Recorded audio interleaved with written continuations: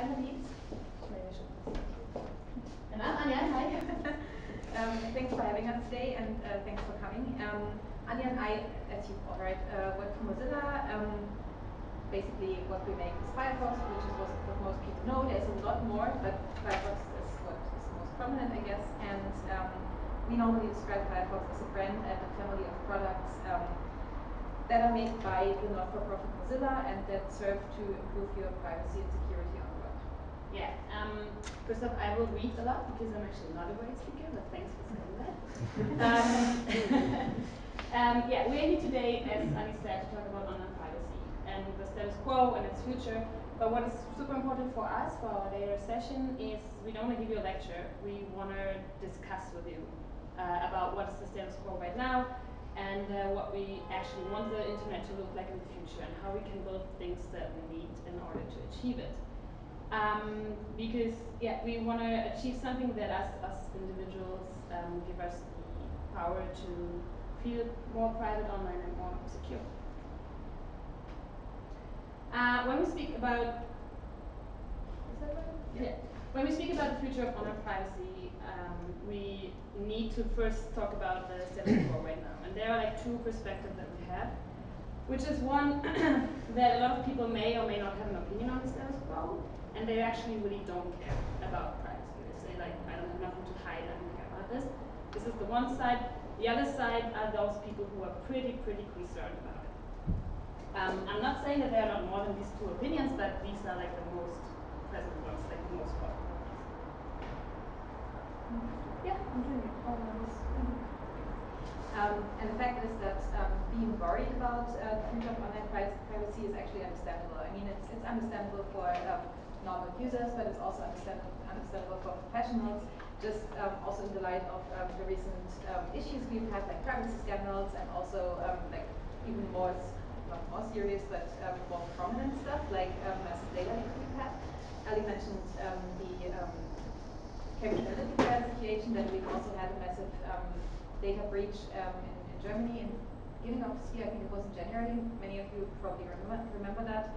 And thing is that people are now, like basically most people are now starting to actually worry about their privacy and also the future of it, which hasn't been the case in the past. And they are also starting to realize that everyone is actually being tracked online all the time. While beforehand, many people just thought like, I'm not prominent, I'm not rich, I'm not famous, who cares about me, who cares about my data, who cares about what I do? And now they're starting to realize that the data that is stored online about them is actually valuable in a way that they never expected. And one reason why that happens, and that's also the reason for the slide, is that these issues are now making it to the news headlines a lot. In the past, you could see them, of course, in tech outlets and other verticals, but not so much on general news. It was there sometimes, but it was not so much as it is today, and people were able to ignore it, and now they are not anymore. And in that way, I would say it's a rather new phenomenon to an extent. And while people, so the reason why we are talking about the topic so much is that we are always wondering, why are people not really thinking about that more, because it's happening so much and they hear about it so much. And then we realize, well, we work on that, so of course we have to think about it a lot, but just average users, they probably want to avoid the topic because it's unpleasant. And it makes them feel, I don't know, nervous, maybe even scared, and they might realize that they have not spent a lot of time thinking about it and protecting themselves, and they are now realizing that they need to protect themselves, that it's not like there is some random entity who's taking care of their security and privacy. And to an extent, it can lead to them being, I don't know, hopeless, maybe even wanting to give up somehow, which then leads to the whole, I know what's happening, but I don't know, privacy is dead anyway, what could I do, so skip it, it's done anyway, good on myself. Yeah, and even though this opinion seems to be like reasonable, if you think about what's actually happening, we at Firefox, Mozilla, we have a different approach to it. We want to be hopeful and we want to be positive about it. And the way we think we can achieve this is if we all work together. It sounds cheesy, we know that, but actually we mean it. We are all like activists in the heart. If you come to us, you would totally see that that's true. We know that things need to change, for sure. A lot of things need to change, but we also believe that they can change if we work together and build tools that will make us all feel more private and secure online. Tools is actually a good point, because I'm sure that most of you have heard about Mozilla before, and most of you have heard about Firefox before. That's until now. Even though I said before that there's more what we do, what people mostly know us for is the open source browser that we make for desktop and for mobile. But there's actually more. Yeah, there's more. We have Firefox Monitor, which is a super cool tool that comes in handy whenever there's a data breach. What you can do there is you type in your email address and you're going to see whether or not your email address was affected by a data breach. And which is really cool, you get an alert if it happens in the future.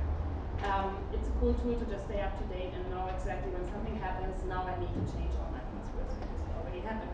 So you can register there, it's for free, and of course super private. We have I thought that would be all the logos. Okay, we have Lockwise. It's a password manager. I mean, you all probably know what it is. Just a secure way to save all your passwords without, having to remember them all.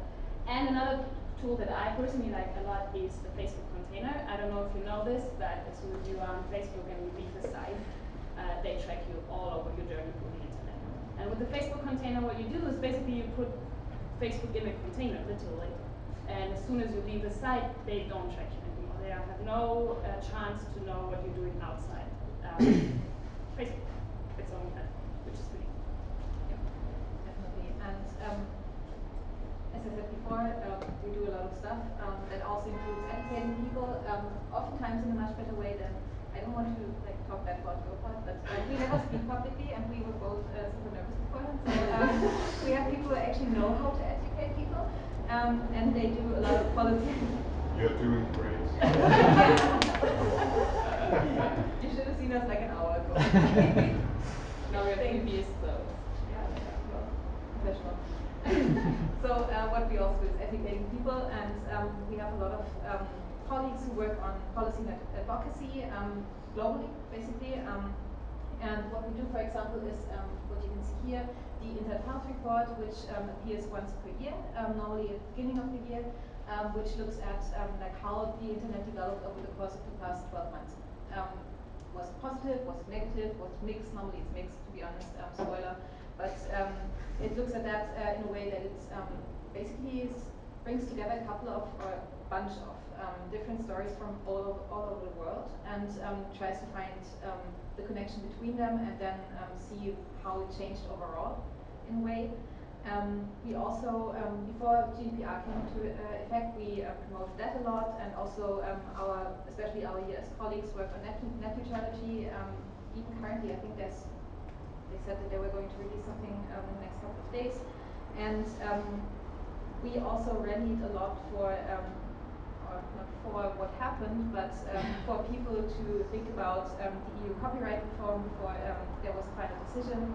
And for the EU elections, which just happened a couple of weeks ago, so sorry, it's probably still very present for you. We released, which you can see on the far left side, the so-called Firefox EU elections toolkit, where we informed about the vote itself and what you can do to best participate and inform yourself.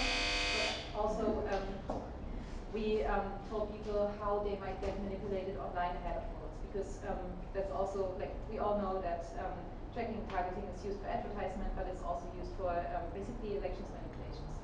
And we want to make sure that people are as informed as they can be.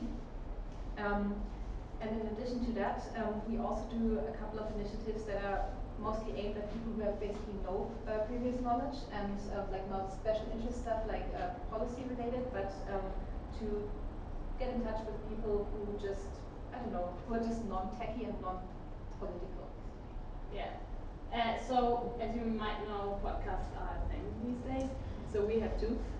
We have one for our English-speaking audience, which is called IRL, in real life. It's, I don't know, it's 4th or 5th season already. It's very popular in the US. The latest episode you can see there. You can subscribe to it if you want to. And we have a German one, which actually, Alice and I are moderating, so you should totally check it out. It's not live, by the way. We don't do this live. So. There are stickers, so grab one if you're interested. And by accident, so to say, The latest episode that you can see there, Futures of the Web, is exactly about the topic that we are talking about right now. So how could the future of the web look like? And we do a little sci-fi podcast and podcast experiment there. It's funny. Check it out if you speak German. Yeah. If you don't speak German or hope to learn to, Yeah. it's also helpful. Because we have German classes in our office, and I just learned yesterday that they are apparently using our podcast episodes now to teach school. And in addition to that, there's another activity that we've done quite a couple of times in the past, and we even had a tour last year through Germany, which is called Fit and Safe Online and Offline. It's a two-part event, which consists of the 1 to 2 hours Krav Maga crash course. I assume that most of you have heard about Krav Maga. It's a self-defense technique which is easy to learn for basically everyone, because it doesn't, like, your success doesn't depend on your height, weight, experience, or whatever. Everyone can learn a couple of techniques at least. And the second part is an online self-defense course, so to say. It's about privacy and security and practical tips, basically. And since we don't have 3 hours of course today, which I totally understand, we are going to offer you later in the workshop section a shorter version of the digital self-defense part. So we are hoping that many of you want to join us. But even if you decide to go for a different session, that's totally fine. Maybe some of you already noticed the like the one-pager we put over there on the table. There's a link on that which leads you to something that's now a blog post but was fulfilled before. That was for weird technical reasons. That's climate change, which gives you a lot of information about easy steps you can choose yourself to be more protected and also more private on the web. And it's not only for your browser, it's not only for desktop, it basically covers all the stuff that's happening, and you can choose really what to do and what not. And it's basically a longer version of what we are going to do later. So feel free to grab one, and yeah, that's mostly it. Before we hand over to Technical Tech, which we actually, as I said before, promote in our booklet, which I mentioned, we are going to take a quick look at the agenda for the workshop we are going to offer. Yeah, so we're going to start with talking about your visions for the future of online privacy. So we really want to, as I said before, start a discussion with you all. And we are, of course, also looking at ours to compare, maybe. And then the web the world needs and how we can make it ours again. And last but not least, we are going to give these practical tips, I promised, about security and privacy, and also try to explain how decentralization and, on the other side, monopolization is related to all of that. Thank you.